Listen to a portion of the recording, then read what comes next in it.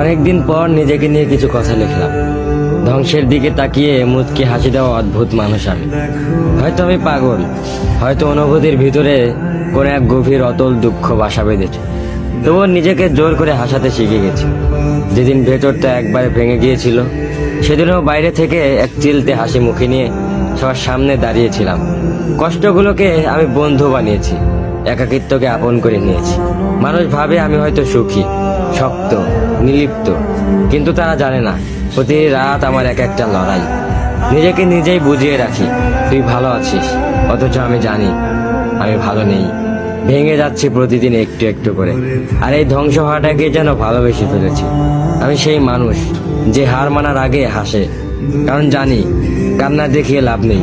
পৃথিবী শুধু শক্তদের মনে রাখে, দুর্বলদের নয়। তাই আমি অদ্ভুত, আমি অনুভূতির আগুনে পুড়ে যাওয়া নীরব যোদ্ধা। আমার জীবন কোনো সুখের গল্প নয়, এটা নিঃশব্দ বিপ্লব, যেখানে হাসির আড়ালে লুকানো থাকে হাজারো না বলা কথা, ভাঙা স্বপ্ন, হারিয়ে যাওয়া আমি।